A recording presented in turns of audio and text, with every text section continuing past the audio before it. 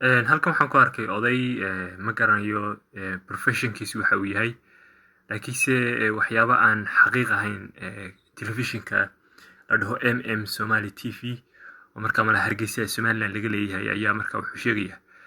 sida tan kuwii aanu markaa doonaynay in laga xoreeyo ee laysu keeno shanta Soomaaliyeed ayuu horta ka mid yahay wax iyaga iyo Talyaaniga dhex maray oo agreement ah hadday hayaan dee badaday soo dhigaya inagu teeni waynagaasoo waa soo dhigayna oo waxay ahayd markii la doonay hawd iyo reserve area 1955 sidaasuu maabkeenu ahaa arjigaasi waa arjigii aynu ku qaadanay xorriyadda Somaliland ee aynu kaga qaadanay Ingiriiska waxay odayadu la kulmeen afartii oday waa kuwa waa Sultan Cabdillaahi Sultan Diriye Duba Cali Yare Sultan Cabdiraxmaan Sultan Diriye Michael Mariano wuxuu ahaa lawyer-koodu ninka la odhan jiray Kinglewood partition of Africa la sameeyey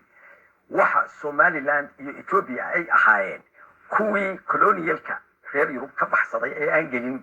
Somaliland oo protectorate ahayd maxamiyad Ingiriisa iyo Ethiopia oo aan colonial soo arag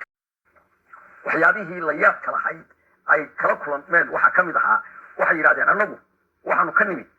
British Somaliland protectorate oo asalka iyagu dad badan ina degan yihiin ummad badan ina degan tahay waxa ka mid ahaa ummadaha degan dad ka yimid roodkii profit markii dambe kuwinadu ay socon doonto waxay meel walba ka sheegi jirtay inay iyadu ahayd roodkii profitka inay ahaan jirtay waxa weeye nacam sulaaladii rasuulkaanu ka nimid hadday akhata waa kuwinadii Ingiriiska anigu waxaan la xidhiidhaa ilaah baa boqore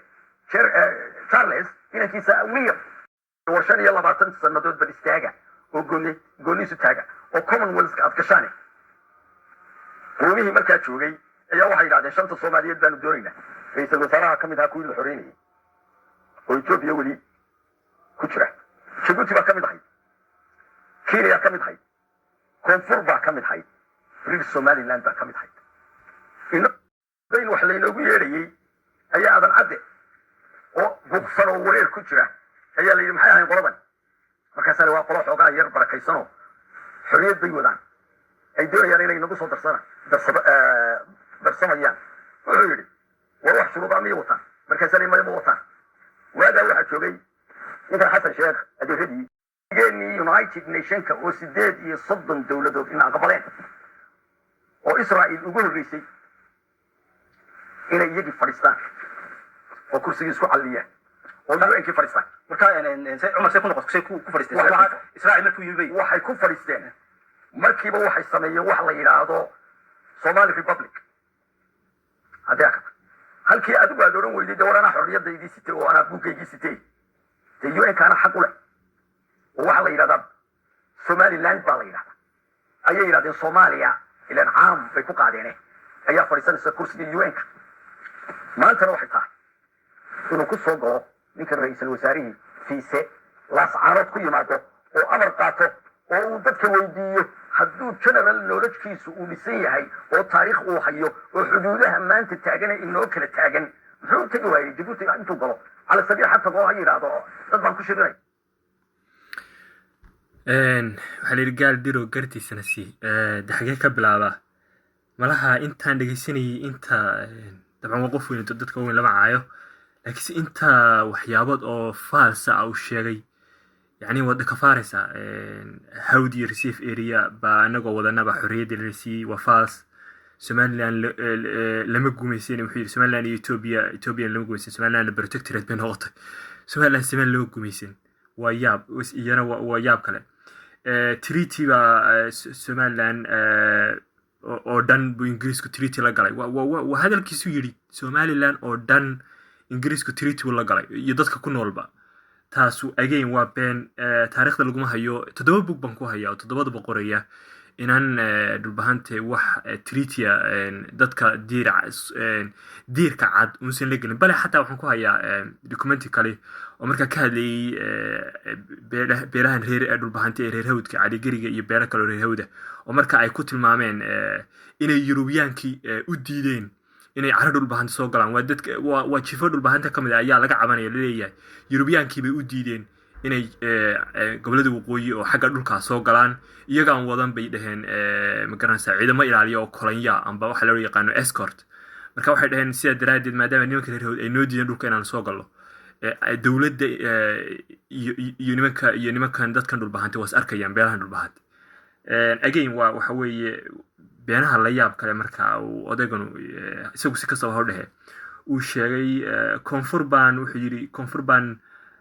ka mid ahayd dadkaynu xoreynayni wuxuu yiri koonfur haddaynu reer waqooyinayo yani Somaliland buu ka hadlaya koonfur baa ka mid ahayd dadkaynu xoreynayni waa la yaab iyo fajac koonfur sida uu xoreeyay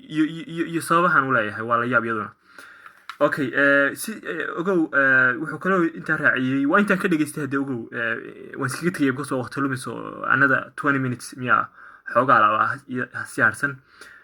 wuxuu kaloo yiri xorriyad bay wadaan oo koonfur markaan u tagnay xorriyad baan u geynay taasuna waa la yaab kale iyaduna waa hagaag haddii xorriyad u geeyeen maxaa markaa ilaa 1 July loo qaatay loo sugay waa yaabki marka waxyaabahaas oo dhan dokumentiyo meesha ka soo helay iyo wax inay ka jira dokumentiyo dhabta ahayd baan anigu hayaa oo ku saabsan xogahan